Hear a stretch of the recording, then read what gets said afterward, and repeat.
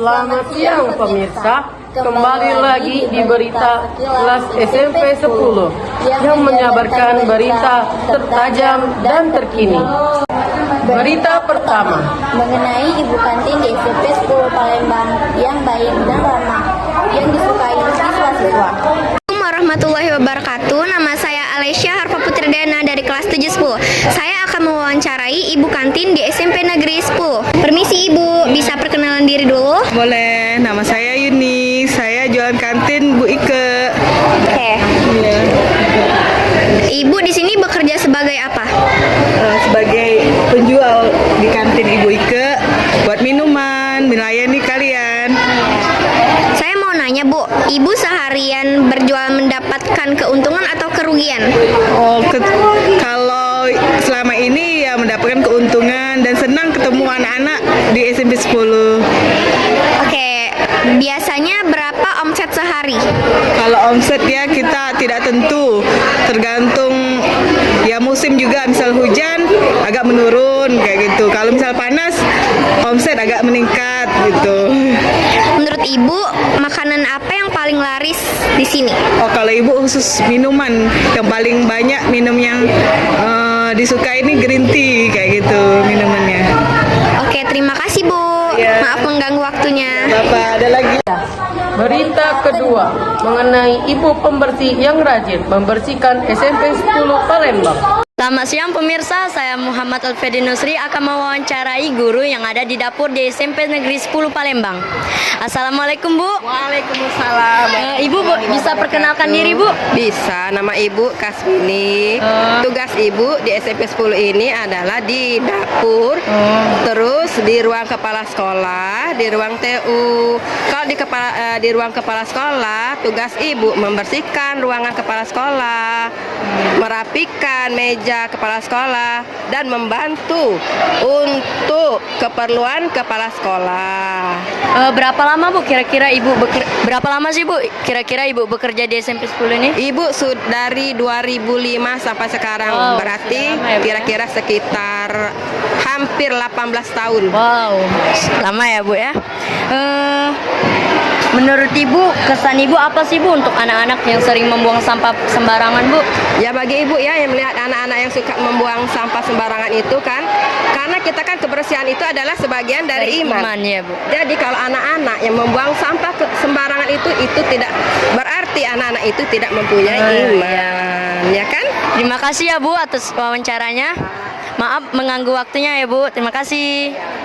Berita ketiga Yaitu Pak Satpam SMP 10 yang menjaga lingkungan SMP 10. Selamat pagi teman-teman, saya Satria Hidayatullah dari kelas 710. Saya akan mewawancarai Pak Sapam. Baiklah Pak, perkenalkan nama Bapak siapa? Nama saya Pak Salmon, SMP Negeri 10, Palembang, Satuan Pengamanan. Baiklah Pak, berapa lama Bapak kerja di sini? Dari semenjak 2015 sampai sekarang. Kerja Bapak sebagai apa? Kerja sebagai pengamanan, mengatur lalu lintas, mengatur parkir, dan melayani tamu kedinasan baik luar pun dalam. Baiklah, seperti apa kerja Bapak dan apa dampak bagi lingkungan sekitar? Dampak lingkungan sekitar, kita melayani dengan baik dan mengarahkan, menertibkan di lingkungan kerja. Itu aja. Baiklah, menurut kesan Bapak untuk pengendara yang tidak bertanggung jawab dalam melalaikan tugas di SMP 10 ini apa Pak? Kalau yang melalaikan tugas kita arahkan dengan pada pimpinan atau yang di urusan dalam. Itu aja. Ya. Terima kasih semuanya. Berita keempat yaitu guru BK SMP 10 yang bisa menangani anak yang bermasalah di SMP 10. Assalamualaikum warahmatullahi wabarakatuh. Perkenalkan nama saya Runisa, saya dari kelas 710. Saya akan mewawancarai satu guru di SMP Negeri 10 Palembang. Saya di sini udah bersama guru bimbingan konseling. Ibu perkenalkan namanya siapa Bu? Nama Bunda Ratna Dewi, bisa dipanggil Bunda Dewi.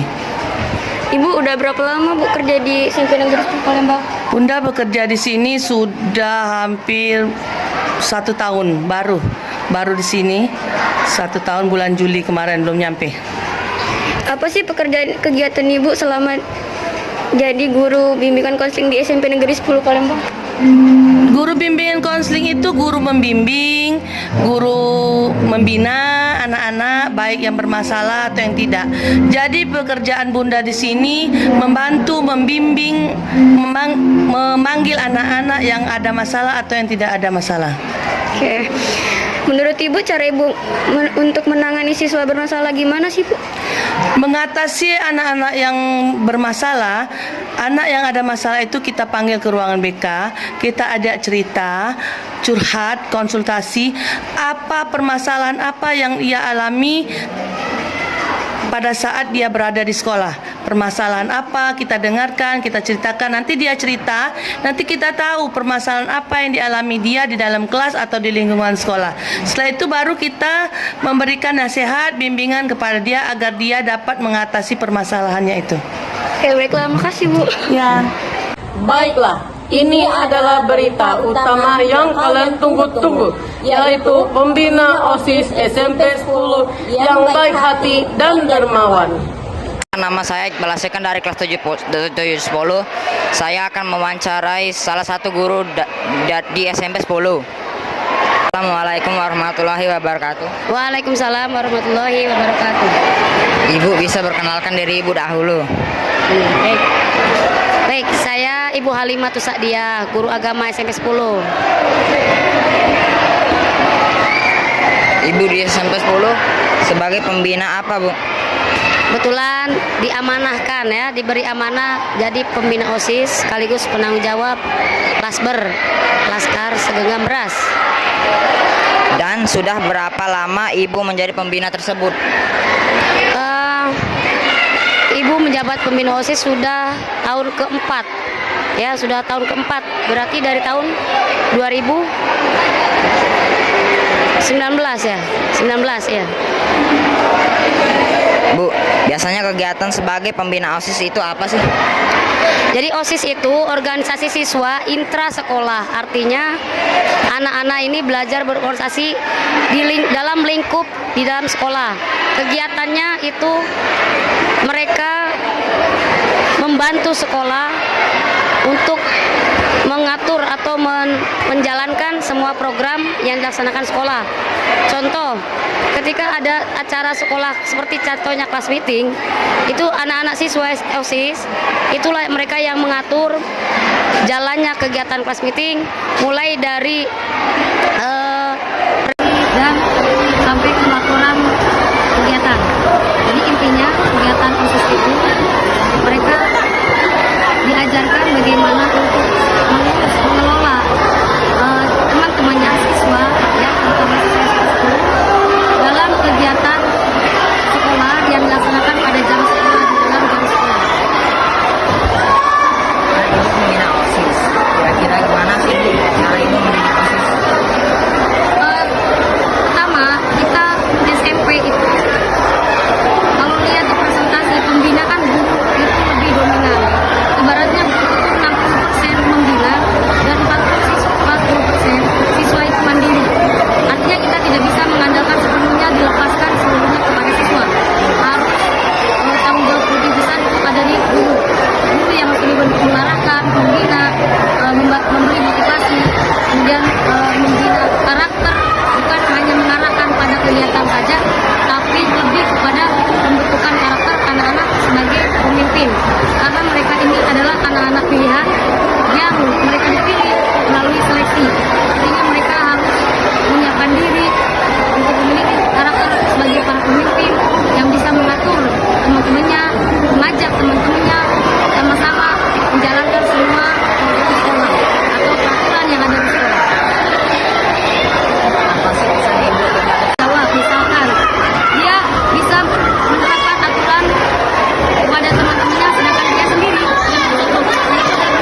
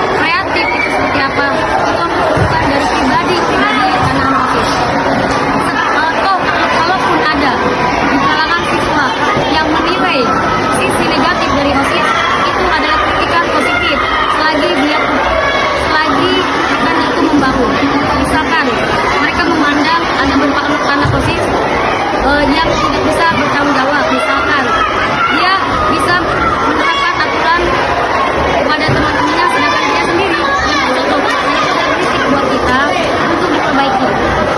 Jadi sejauh kritikan atau masukan apa yang dilontarkan dari anak-anak positif itu welcome dan itu terima sebagai saran motivasi menjadi lebih baik. Tapi seandainya ada kritik yang tidak sesuai mereka dengan dalam ibarat kata anak-anak sekarang nyinyir lah ya. Saya Najro Arifah Faiko dan rekan saya Muhammad Kevin Deriansyah. Kami pamit undur diri. Selamat siang, sampai jumpa.